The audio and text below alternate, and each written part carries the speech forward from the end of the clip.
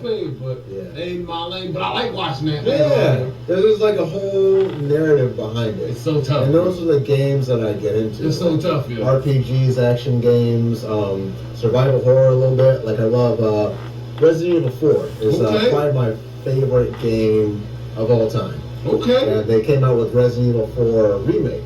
Wow. Which is a phenomenal game. It's like they set you into like this B-movie type of situation where you're fighting, zombies in a Spanish village.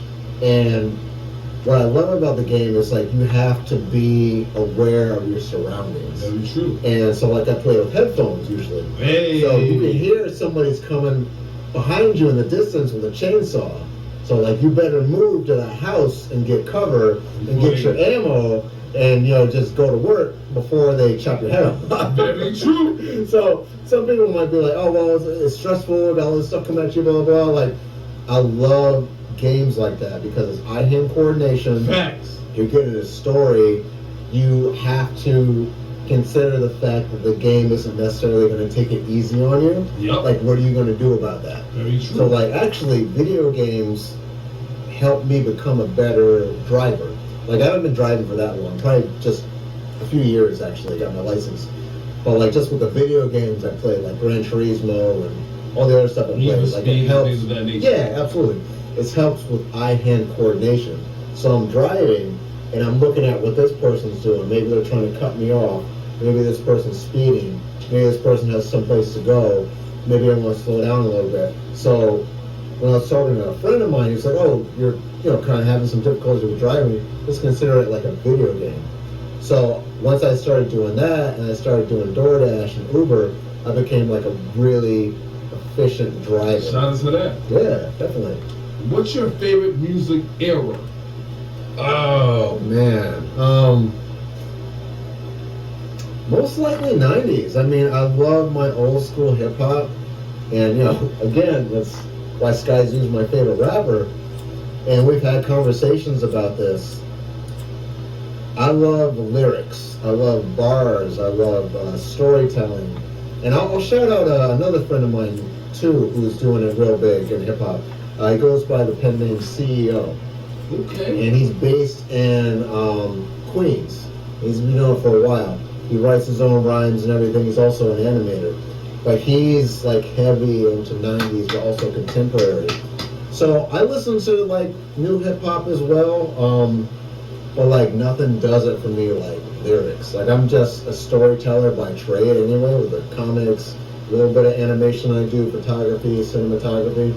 So when I'm listening to something, like I like a Slick Rick, Sky Zoo, Nas, Raekwon, Ghostface, like tell me a story.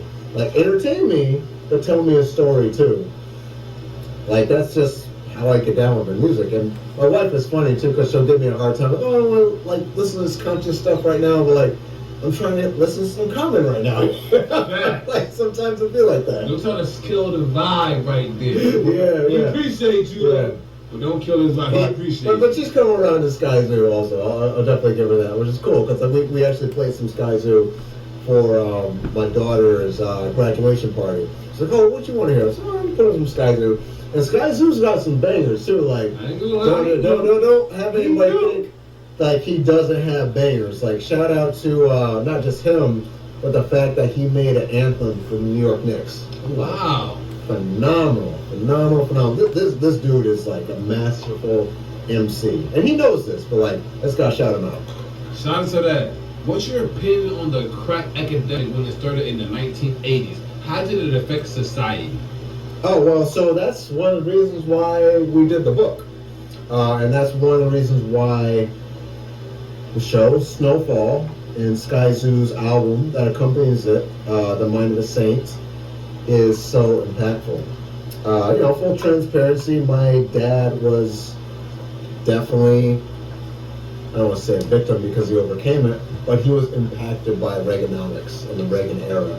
And I remember seeing crack needles in places I shouldn't have seen them. I'm sorry to hear that. Yeah, I was too. And that's what the healing is for. Like, that's what the art is for. That's what the storytelling is for. So, again, it goes back to being happy that I have the freedoms that I have as a black man, but also having my eye on the prize and realizing that I can't ever get too comfortable. I remember being in situations and seeing my dad in predicaments where I knew he was not himself, but I couldn't figure out why. But then later, we had conversations about this as well, with the drugs and the alcohol. And I just think, like, this is really terrible that this happened to you. Speaking of him, my dad is a genius. My dad is a musician. He used to play for this band called Boogie Chillin'. Oh, which is, really prominent in New Haven. Okay. He draws with both hands, and he has also been a milieu counselor for Yale. So a lot of my fascination with mental health and pursuing therapy for myself, and I'm not a therapist, but like I view things in a therapy lens, and my wife is a therapist. Like a lot of that comes from him, and it also comes from my mom being the type of educator that she is. So long story short is, it sucks that we have dealt with that as a people, and it goes back to my previous point. Like, it's like you can say slavery happened so long ago, but I think we're as a people are always going to feel those impacts. I think we're always going to be able to be in a situation and better ourselves despite our circumstances. Like, black people are so resilient, and like it just makes me proud to be black, to be honest. Like, I've never wanted to be anything else, because like it comes with struggle and strife, but it also comes with celebration, and we really move the needle forward on culture.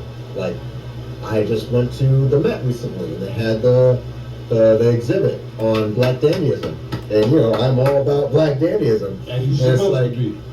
we move the needle forward, and we are literally the most copied people on earth. Hip hop is everywhere. Like, hip hop gave birth to K-pop, jazz gave birth to all these different genres. Like, you got to give it up for black people. Like, there's no choice. Like, be mad all you want, but like, you have to. Hey, this is Gentleman Talk Podcast. We're going to give you a 2-minute intermission. We'll be right back. Yeah, we are back. This is the Gentleman's Talk Podcast. Introduce yourself one more time, bro. Alright, running it back. I am Reheem Nelson. I am a visual artist, creative entrepreneur, menswear blogger, cinematographer, and photographer. Shout out to him being in the building. Yeah, we had a good hour. I ain't gonna bust his head that much more. I'm probably gonna give him another 25 minutes. And I know he got another probably things that he had to do in his life. But we really appreciate him stopping by, and I really appreciate this dude. Yo. That's great. I really appreciate him. I really appreciate him. Yeah. How do you feel about the 211 system helping in the state of Connecticut with the homeless? You feel like they're doing their job out here, or do you even know about the 211 system in the state of Connecticut? So, two parts to that. I do not know about the 211 system, and just considering my experience on the green, I'm like, is it working? I don't know, bro. Oh, I be seeing when I take my dogs to the park, I be seeing tents and it looking bad. Yeah, man. I don't know if they're helping or the people are I don't willing to help. think it's helping, to be honest with you. Look like they just want them to be stagnated I always try to take myself out of the equation. Outside looking in. Yeah. So really unfortunate.